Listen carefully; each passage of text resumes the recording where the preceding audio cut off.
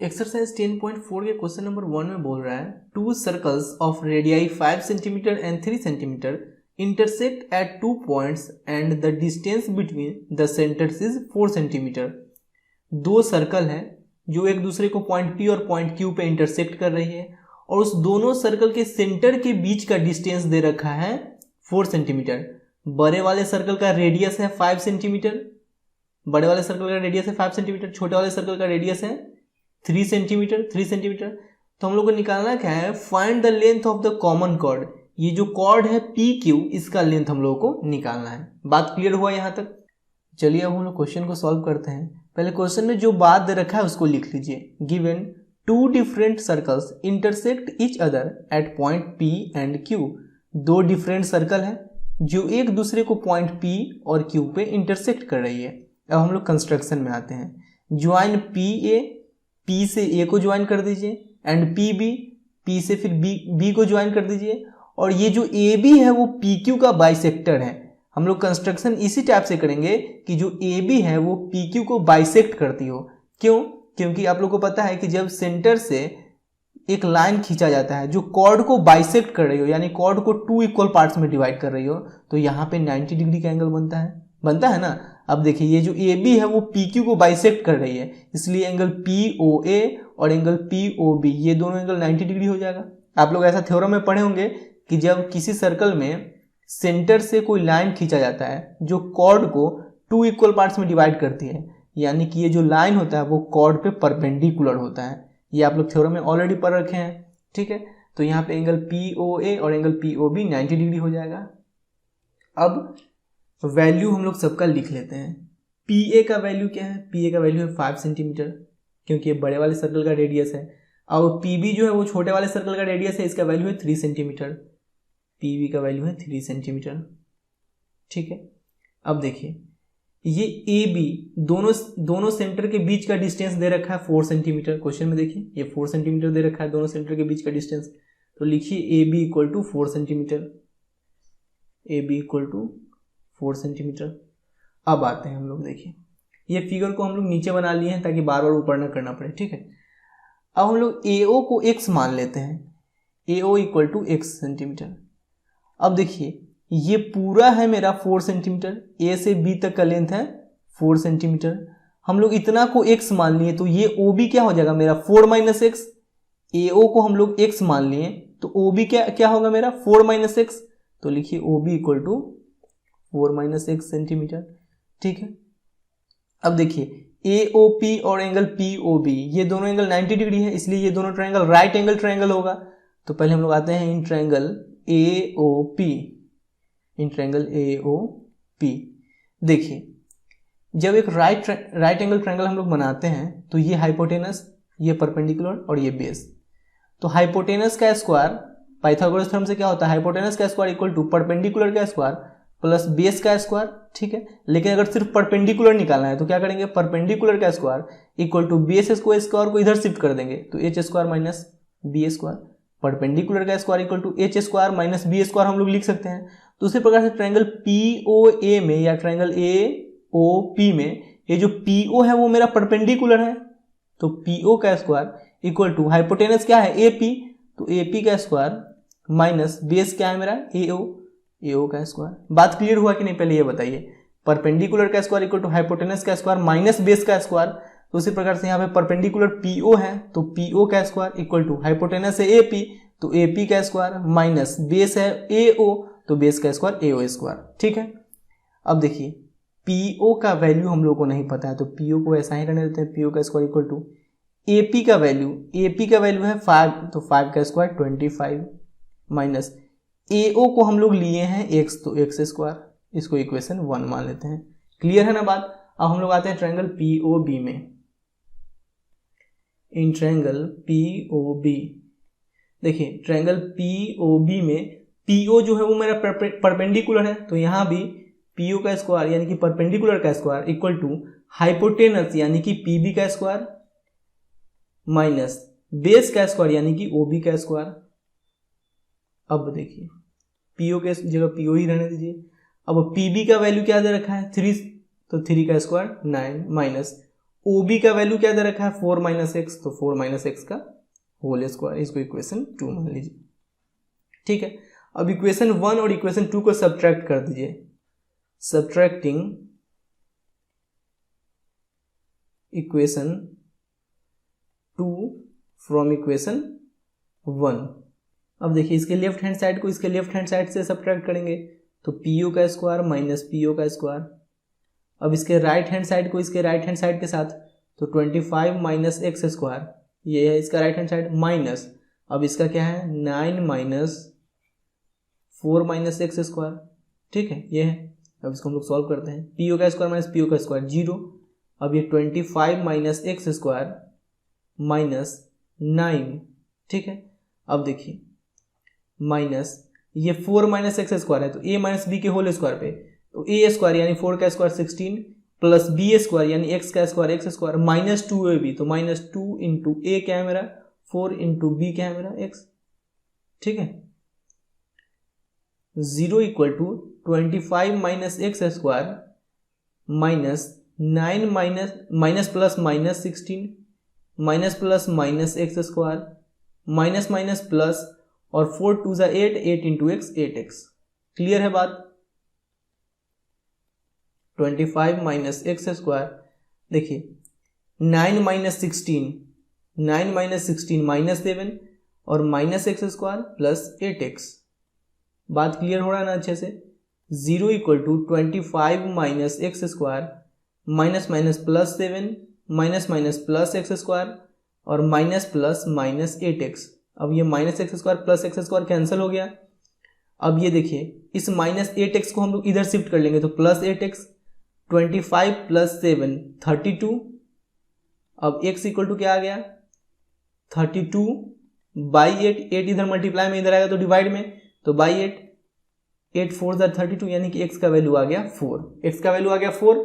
अब x हम लोग किसको माने हैं, देखिए x माने हैं AO को, AO यानी कि इसको माने हैं x।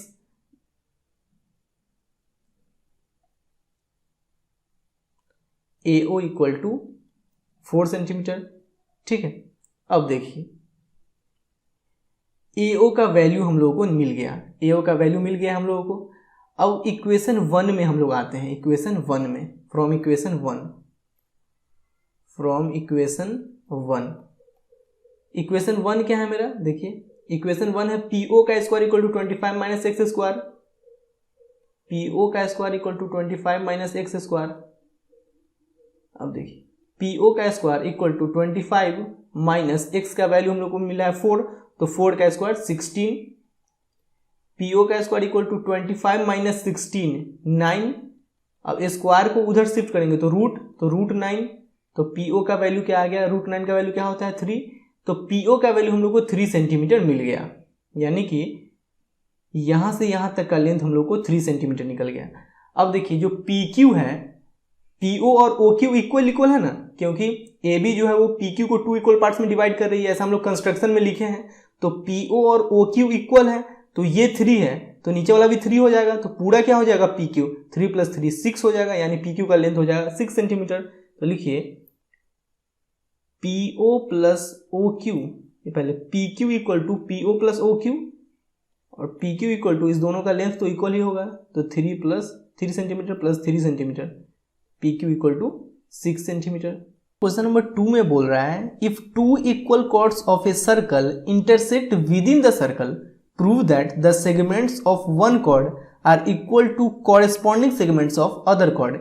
यानी कि जब एक सर्कल में 2 इक्वल कॉर्ड्स एक दूसरे को किसी पॉइंट पे इंटरसेक्ट कर रही है तो जो कॉरेस्पॉन्डिंग सेगमेंट्स होंगे वो इक्वल होंगे, ये प्रूव करना है। यानी कि देखिए AB और CD 2 इक्वल कॉर्ड्स हैं। अब ABCD एक दूसरे को पॉइंट O पे इंटरसेक्ट कर रही है, यानी कि AB का जो बड़ा वाला सेगमेंट है AO वो CD के बड़े वाले सेगमेंट OD के इक्वल होगा, AO इक्वल टू OD, ये हम लोग को प्रूव करना है। साथ ही AB का जो छोटा वाला सेगमेंट है OB वो CD के छोटे वाले सेगमेंट OC के इक्वल होगा, ये हम लोग को प्रूव करना है। OB इक्वल टू OC, ये हम लोग को प्रूव करना है। क्लियर हो रहा है क्वेश्चन अच्छे से। चलिए हम लोग सॉल्व करते हैं इसको। पहले तो क्वेश्चन में जो बात दे रखा है वो हम लोग लिख लेते हैं। Given A B and C D are two equal chords of a circle intersecting each other at point P. A B और सी डी दो इक्वल कॉर्ड्स हैं जो एक दूसरे को पॉइंट पी पे इंटरसेक्ट कर रहे हैं, ठीक है। अब कंस्ट्रक्शन में आते हैं। Join O to P, O M perpendicular A B and O N perpendicular C D. O से पी को ज्वाइन कर दीजिए, फिर ओ एम जो है वो ए बी पे परपेंडिकुलर है और ओ एन जो है वो सी डी पे परपेंडिकुलर है। प्रूव क्या करना है, A P equal to P D, A P equal to P D, C P equal to P B, ये हम लोग को प्रूव करना है। क्लियर है। सबसे पहला स्टेप है कि ट्रायंगल, हम लोग ट्रायंगल एम ओ पी और ट्रायंगल पी ओ एन को कॉन्ग्रुएंट प्रूव करते हैं। इस दोनों ट्रायंगल को कॉन्ग्रुएंट प्रूव करते हैं। क्यों करते हैं बस आप लोग देखते रहिए, आप लोग को एक एक बात अच्छे से क्लियर हो जाएगा। लिखते हैं हम लोग in triangle M O P and triangle P O N, in triangle M O P and triangle P O N. देखिए इस ट्रायंगल में PO साइड है और इस ट्रायंगल में भी PO साइड है, तो PO जो है वो इस दोनों ट्रायंगल के लिए कॉमन साइड है, तो लिखिए PO equal to PO common side.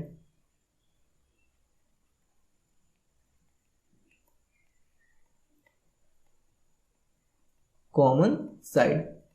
अब देखिए आप लोग एक थ्योरम पढ़ रखे हैं कि जब दो इक्वल कॉर्ड्स हो एक सर्कल में तो उस दोनों कॉर्ड्स का सेंटर से डिस्टेंस इक्वल होगा।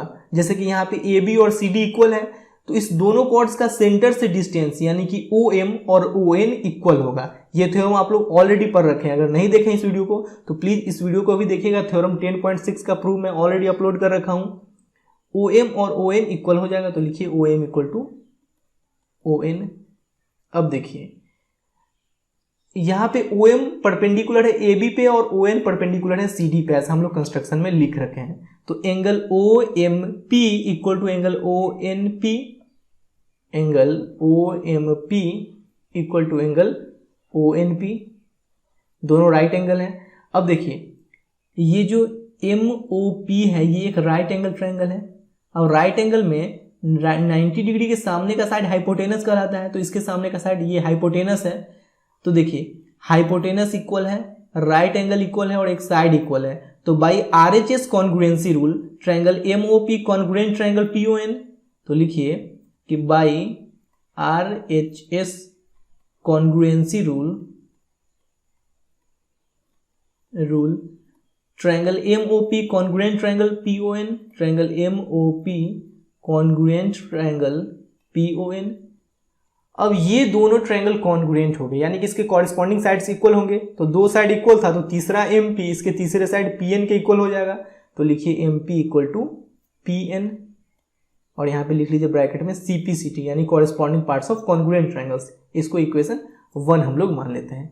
अच्छे से बात क्लियर है यहाँ तक। अब देखिए ये जो AB और CD दो कॉर्ड्स है ये दोनों इक्वल है, ऐसा क्वेश्चन में बोला गया है कि AB इक्वल टू CD, तो लिख लेते हैं हम लोग AB इक्वल टू CD, इसको इक्वेशन 2 मान लेते हैं, ठीक है। अब इधर भी हम लोग 2 से डिवाइड कर देते हैं और इधर भी हम लोग 2 से डिवाइड कर देते हैं। अब देखिए एक छोटा सा और कॉन्सेप्ट, जब किसी कॉर्ड पे सेंटर से परपेंडिकुलर लाइन डाला जाता है तो वो जो परपेंडिकुलर लाइन होता है वो कॉर्ड को 2 इक्वल पार्ट्स में डिवाइड करता है। ये थ्योरम भी आप लोग ऑलरेडी पढ़ रखे हैं। तो देखिए OM जो है वो AB पे परपेंडिकुलर है, यानी कि OM जो है वो AB को 2 इक्वल पार्ट्स में डिवाइड कर रहा होगा, तो AM और MB इक्वल हो जाएगा मेरा, ठीक है। तो AB का हाफ हम लोग AM लिख सकते हैं क्या?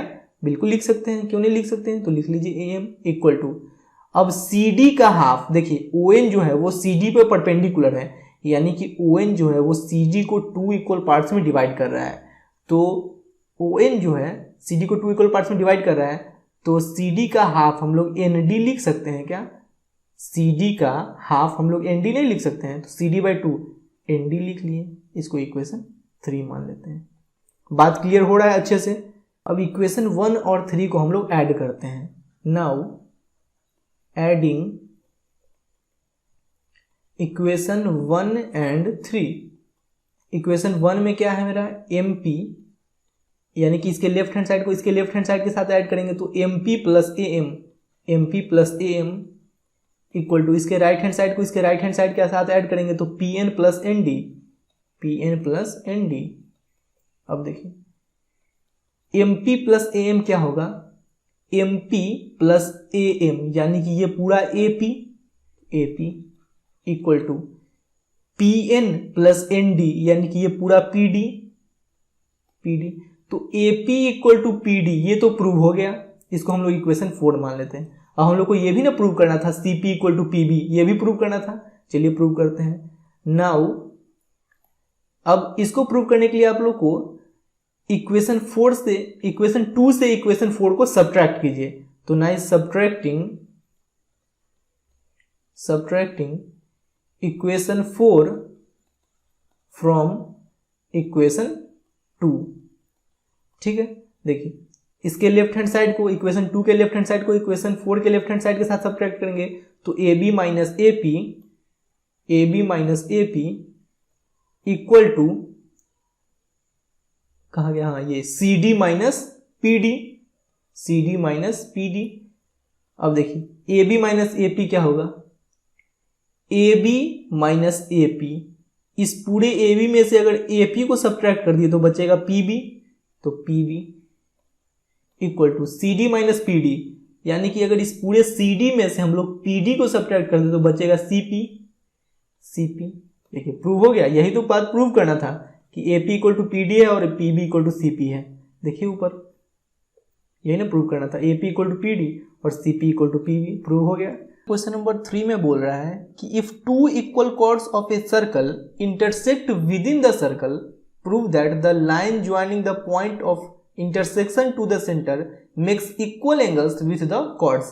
कहने का क्या मतलब है कि अगर एक सर्कल में 2 इक्वल कॉर्ड एक दूसरे को किसी पॉइंट पे इंटरसेक्ट करेंगे, मान लीजिए ये पॉइंट O है, तो ये इस पॉइंट को अगर हम लोग सेंटर के साथ मिलाते हैं तो जो लाइन बनता है वो लाइन कॉर्ड के साथ इक्वल एंगल बनाती है। यानी कि मान लीजिए सेंटर P है तो POD ये एंगल और POA ये एंगल, ये दोनों एंगल इक्वल होगा, ये हम लोगों को प्रूव करना है। बात क्लियर हुआ? चलिए हम लोग प्रूव करते हैं इसको। पहले क्वेश्चन में जो बात लिखा है उसको हम लोग लिख लिए हैं। Given 2 equal chords of a circle with centre O intersect each other at point P। एक सर्कल है जिसका सेंटर O है, इसमें 2 इक्वल कॉर्ड्स AB और CD एक दूसरे को पॉइंट P पे इंटरसेक्ट कर रही है, ठीक है। To prove angle OPM equal to angle OPN, angle OPM यानी कि ये एंगल और एंगल OPN यानी कि ये एंगल, इस दोनों एंगल को इक्वल प्रूव करना है। थोड़ा सा कंस्ट्रक्शन करना पड़ेगा। Join O to P, O से P को ज्वाइन किए हैं हम लोग, OM परपेंडिकुलर AB और OM को AB पे परपेंडिकुलर किए हैं, ON परपेंडिकुलर CD और ON को CD पे परपेंडिकुलर किए हैं, ठीक है। यहां तक बात क्लियर है अच्छे से। देखिए अब अगर इस दोनों ट्रायंगल को हम लोग कॉन्ग्रुएंट प्रूव कर दें, ट्रायंगल MOP और ट्रायंगल PON को कॉन्ग्रुएंट प्रूव कर दें तो ये एंगल और ये एंगल भी इक्वल हो जाएगा। कैसे? वो देखिए, in triangle MOP and triangle PON, देखिए इस ट्रायंगल में भी OP साइड है और इस ट्रायंगल में भी OP साइड है ना। दोनों ट्रायंगल के लिए OP जो है वो कॉमन साइड है, तो लिखिए OP equal to OP common side. बात क्लियर है अच्छे से? अब देखिए ये जो OM है और ये ON है इक्वल होगा। क्यों इक्वल होगा? कि जब किसी भी सर्कल में अगर 2 इक्वल कॉर्ड्स हैं तो उस दोनों कॉर्ड्स का डिस्टेंस सेंटर से इक्वल होता है। तो यानी कि सेंटर से AB का डिस्टेंस OM और सेंटर से CD का डिस्टेंस ON, ये दोनों इक्वल होगा। OM इक्वल टू ON, तो लिखिए OM इक्वल टू ON, ठीक है। अब देखिए इस सेंटर में भी ये एंगल 90 डिग्री है, सॉरी इस ट्रायंगल में भी ये एंगल 90 डिग्री है और इस ट्रायंगल में भी ये एंगल 90 डिग्री है। तो angle OMP equal to angle ONP, angle OMP equal to angle ONP, ये दोनों एंगल 90 डिग्री है, ठीक है। यहाँ पे लिख लीजिए राइट एंगल, ठीक है। अब देखिए एक राइट एंगल इक्वल हो रहा है दोनों ट्रायंगल का, अब एक साइड इक्वल हो रहा है। अब ये जो OP है वो हाइपोटेनस है। किसी भी राइट एंगल ट्रायंगल में राइट एंगल के सामने का साइड क्या हाइपोटेनस कहलाता है, तो ये राइट एंगल के सामने का साइड हाइपोटेनस है, तो एक हाइपोटेनस इक्वल हो रहा है। तो by RHS congruency rule, by RHS congruency rule,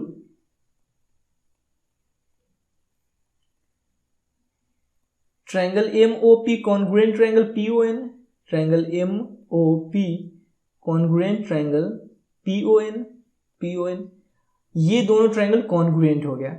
अब ये दोनों ट्रायंगल अगर कॉन्ग्रुएंट हो गए तो इसके कॉरेस्पॉन्डिंग साइड्स तो इक्वल होंगे ही, कॉरेस्पॉन्डिंग एंगल्स इक्वल होंगे ही। कैसे? देखिए, इस ट्रायंगल का ये साइड इस ट्रायंगल के इस साइड के इक्वल है, यानी कि इस साइड के सामने का ये एंगल और इस साइड के सामने का ये एंगल, दोनों एंगल इक्वल होगा।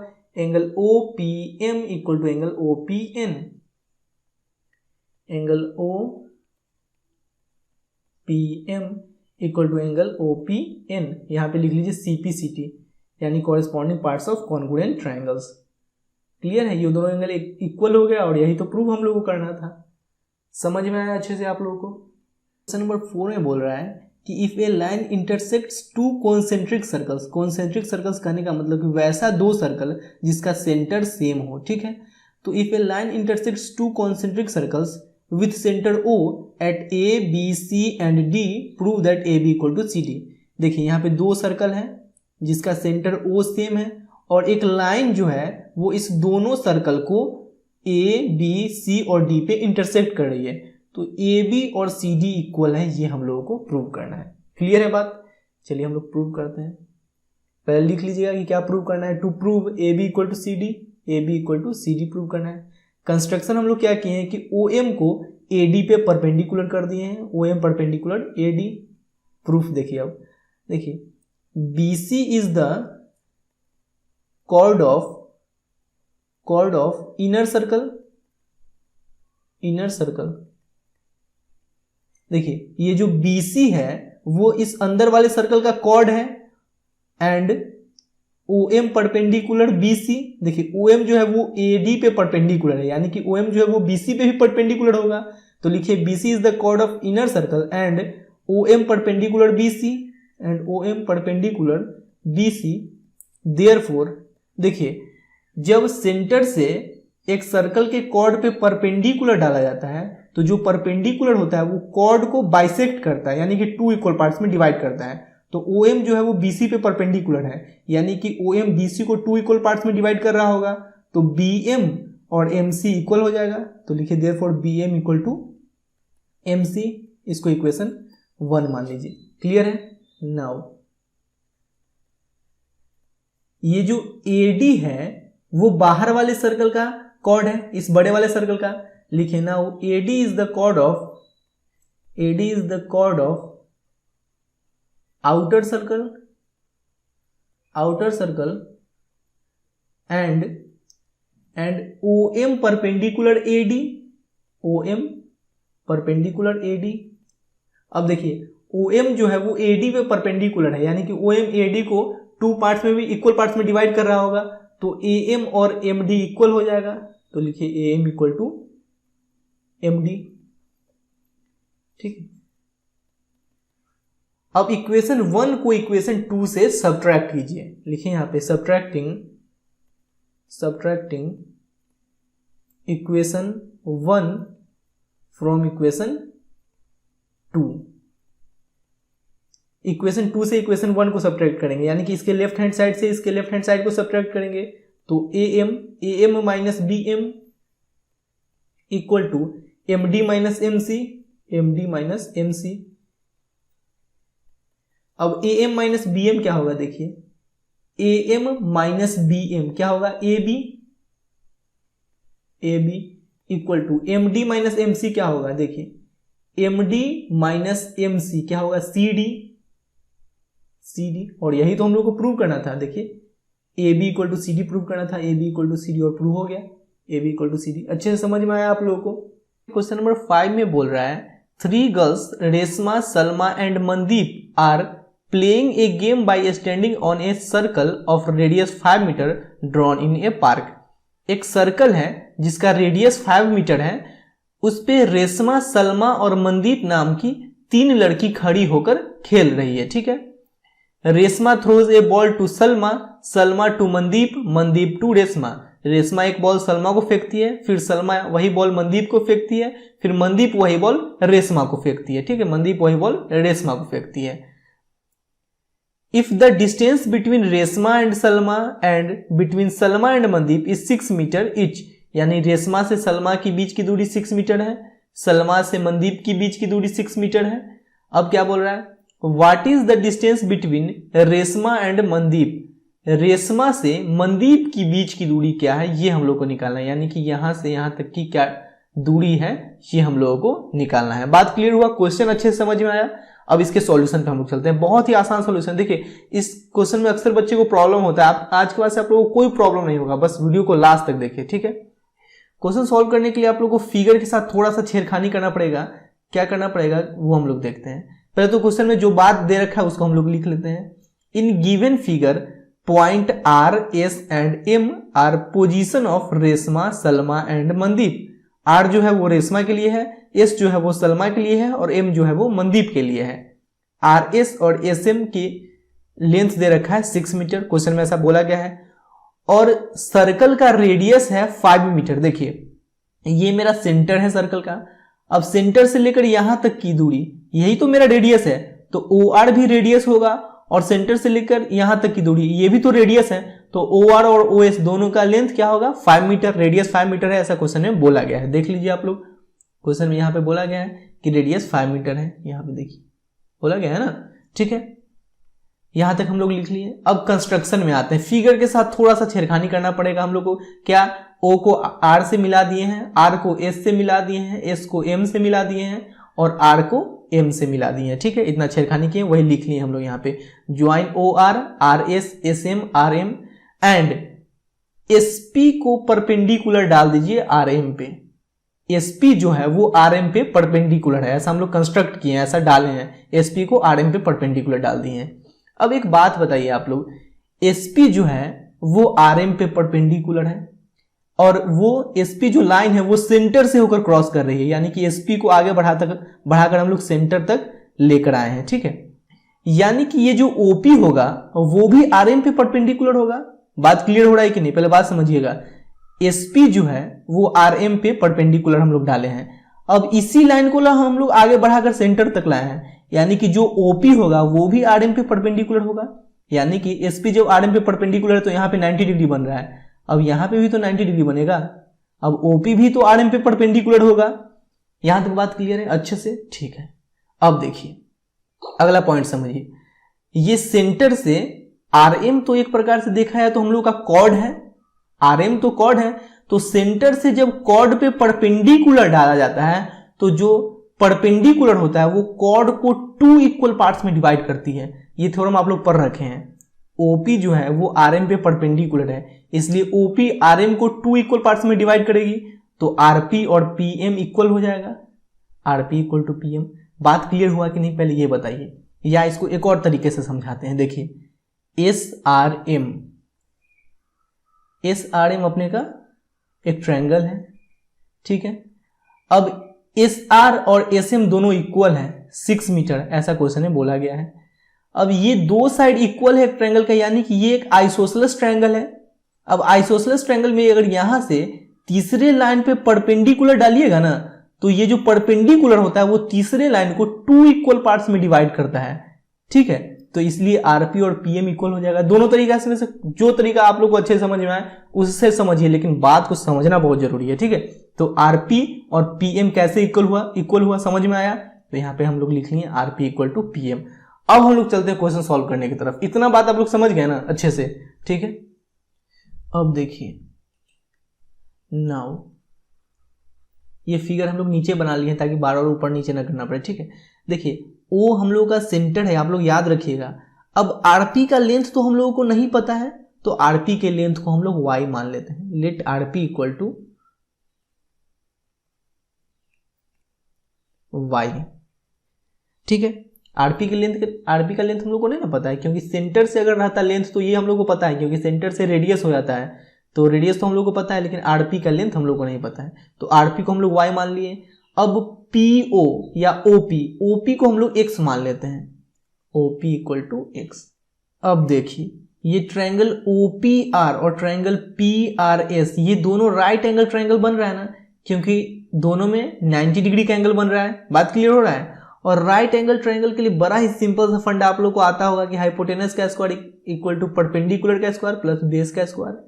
तो अगर ट्रायंगल ओपीआर में हम लोग देखें तो ये राइट एंगल के सामने का साइड ही ना हाइपोटेनस होता है, तो ये मेरा राइट एंगल है, इसके सामने का साइड ओ आर मेरा हाइपोटेनस हो जाएगा। तो हाइपोटेनस का स्क्वायर यानी कि ओ आर का स्क्वायर इक्वल टू परपेंडिकुलर यानी पीओ का स्क्वायर प्लस बेस यानी कि आरपी का स्क्वायर। बात क्लियर हो रहा है अच्छे से एकदम। अब देखिए ओ आर जो कि मेरा रेडियस है और रेडियस 5 दे रखा है, तो 5 का स्क्वायर, यहां पे 5 रखेंगे तो 5 का स्क्वायर 25। पीओ या ओपी को हम लोग क्या माने एक्स, तो एक्स का स्क्वायर प्लस आरपी, आरपी हम लोग वाई माने तो वाई का स्क्वायर, इसको हम लोग इक्वेशन 1 मान लेते हैं। बात क्लियर है एकदम अच्छे से, ठीक है। अब हम लोग आते हैं ट्रायंगल आर पी एस में।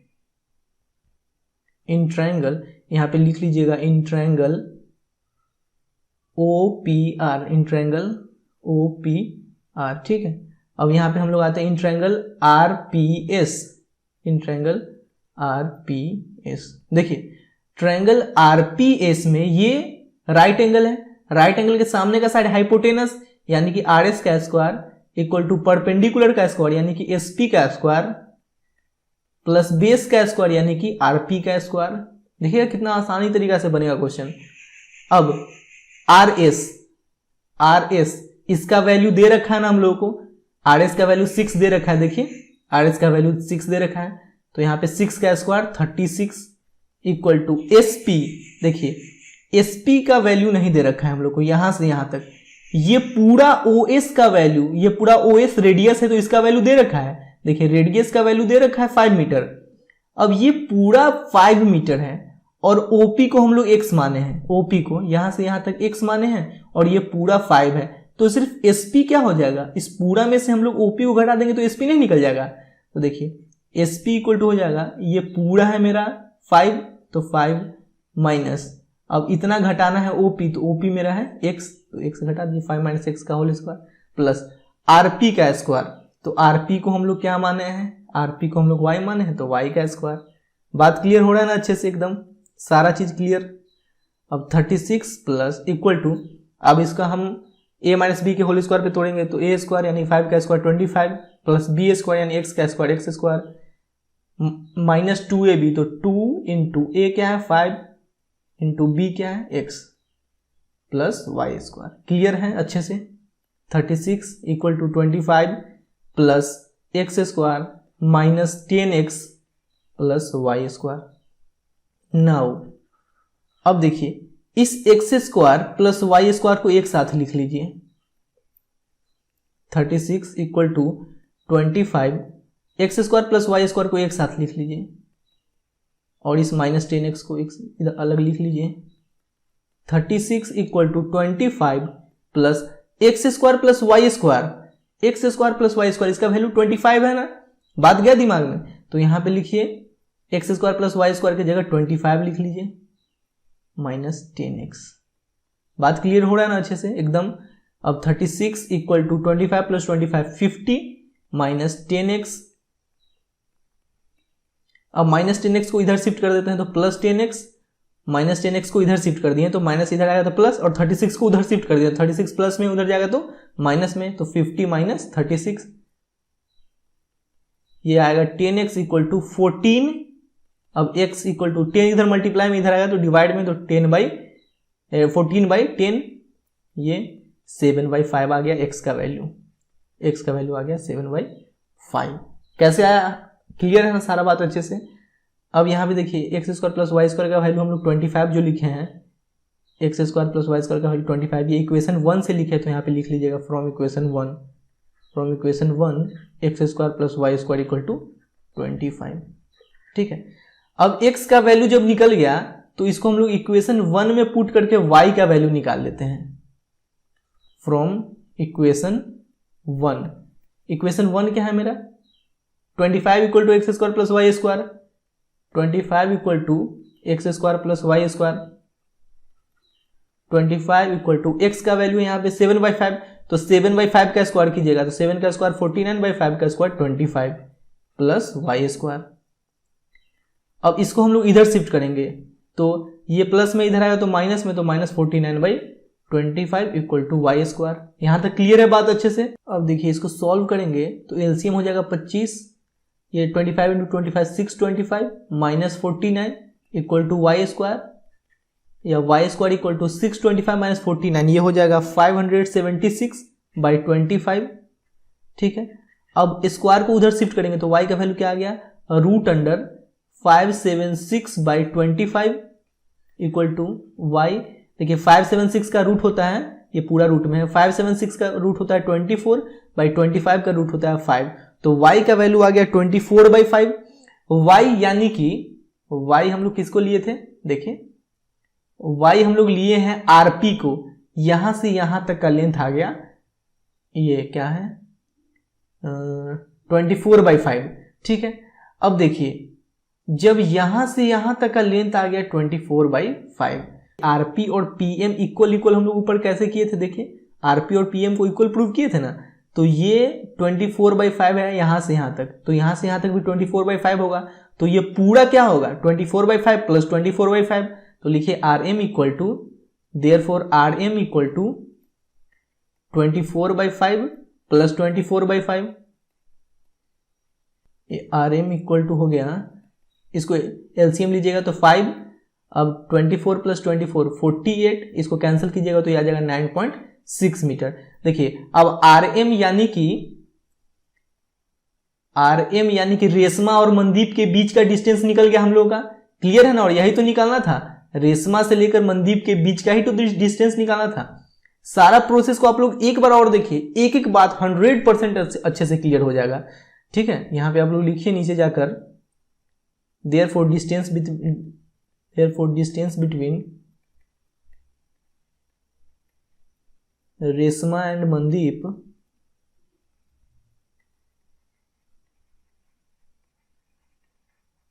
Is 9.6 metre.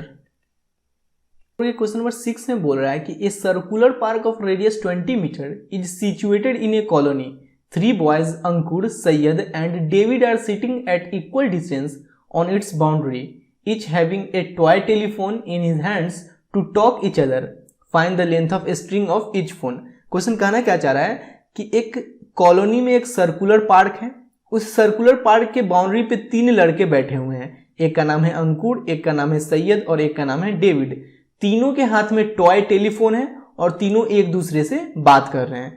तो ये जो टॉय टेलीफोन का जो स्ट्रिंग है उसका लेंथ निकालना है, यानी कि AS या SD या AD, इस तीनों में से किसी एक का लेंथ हम लोगों को निकालना है। बोल रहा है ना कि find the length of the string of each phone, और तीनों के बीच का इक्वल डिस्टेंस है, ये दे रखा है।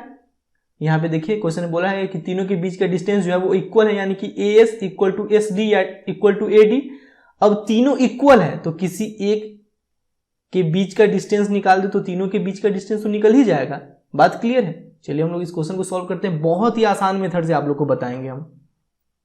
सबसे पहले जो बात क्वेश्चन में बोला गया है उसको हम लोग लिख लेते हैं। In given figure A, S and D are the position of Ankur, Syed and David respectively. A जो है वो अंकुर का पोजीशन है, S जो है वो सैयद का पोजीशन है और D जो है वो डेविड का पोजीशन है। और क्वेश्चन में ये भी बोला गया था कि तीनों के बीच का डिस्टेंस इक्वल है, तो AS equal to SD equal to AD हम लोग लिख लिए। ठीक है, अब यहाँ पे कुछ अपना मन से छेड़खानी करना पड़ेगा फिगर के साथ।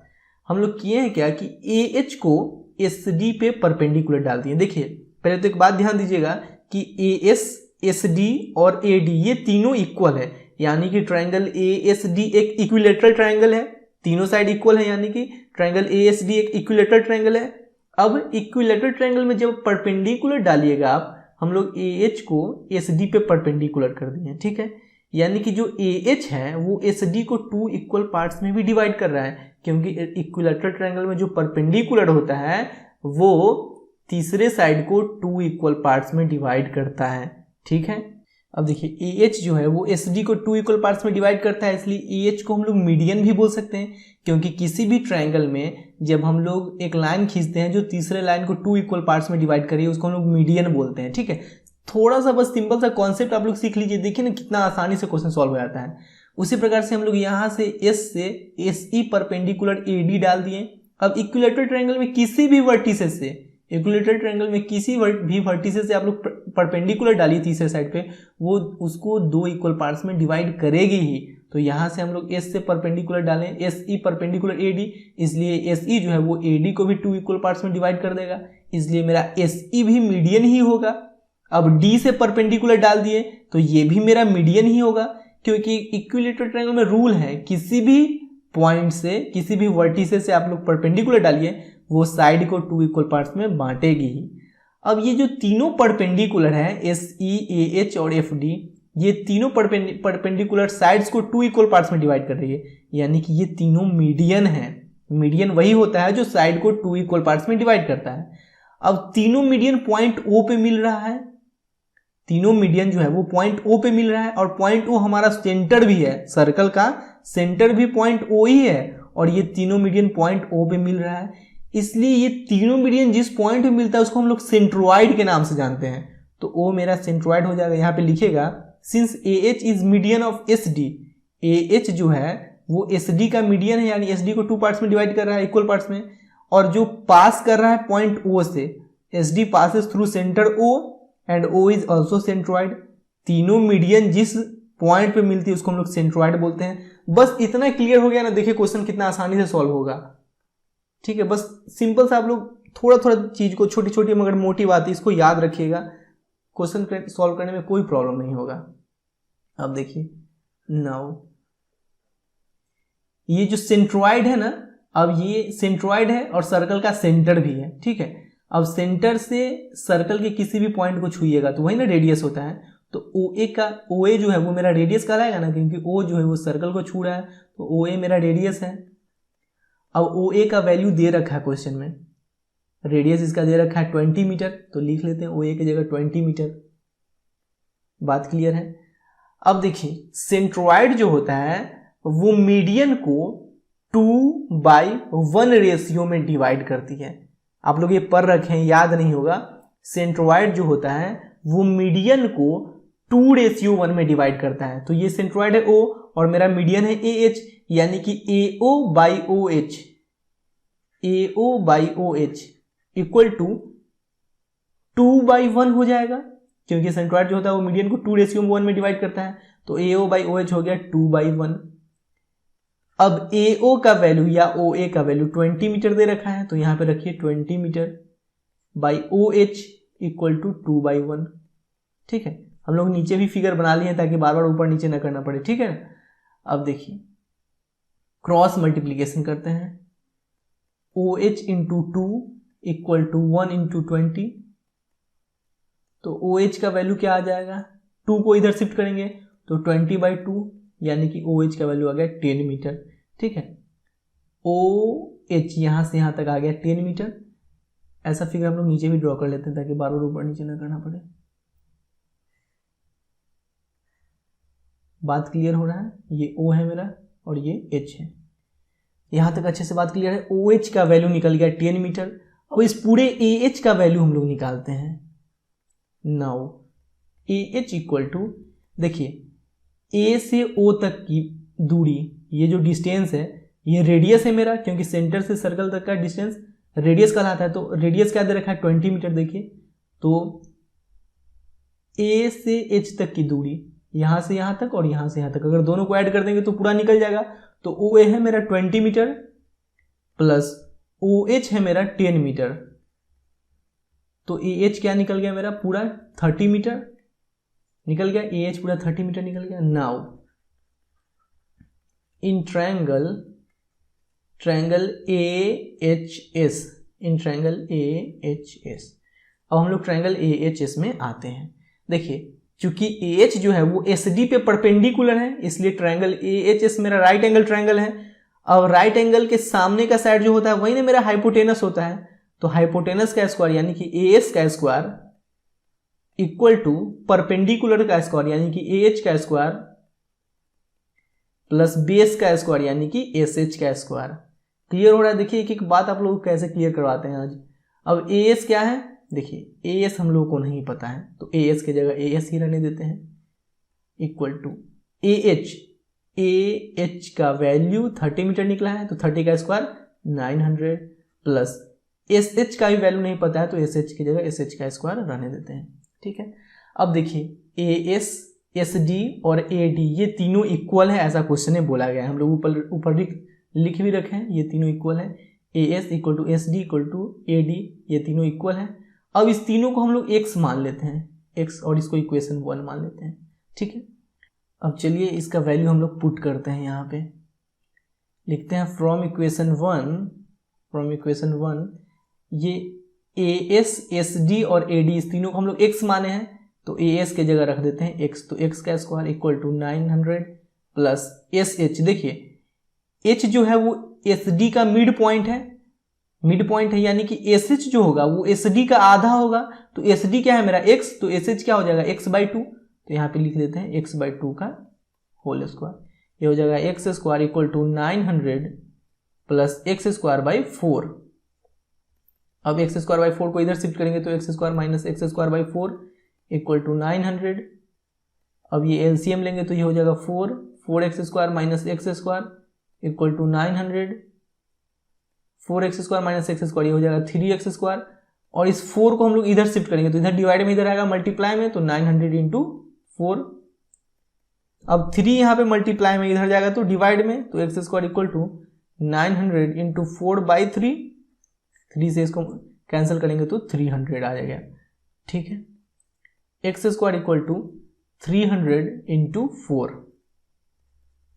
अब स्क्वायर को उधर शिफ्ट करेंगे तो रूट में चला जाएगा, तो रूट 300 इंटू 4। यहां तक बात क्लियर है कि नहीं ये बताइए।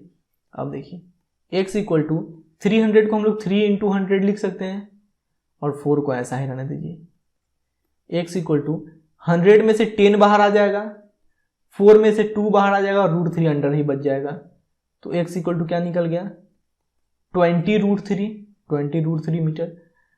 यानी कि x हम लोग S D, A H, A D इस तीनों को ही ना x माने थे, ये तीनों इक्वल है, तो एस डी निकल गया, x निकल गया, यानी कि एस डी निकल गया, या ऐसा भी बोल सकते हो कि ए डी निकल गया, या ऐसा भी बोल सकते हो कि ए एस निकल गया, क्योंकि तीनों को तो हम लोग x ही माने हैं। ऊपर में देखिए तीनों को हम लोग x माने हैं, यानी कि तीनों दोस्त के बीच का डिस्टेंस निकल गया हम लोगों का।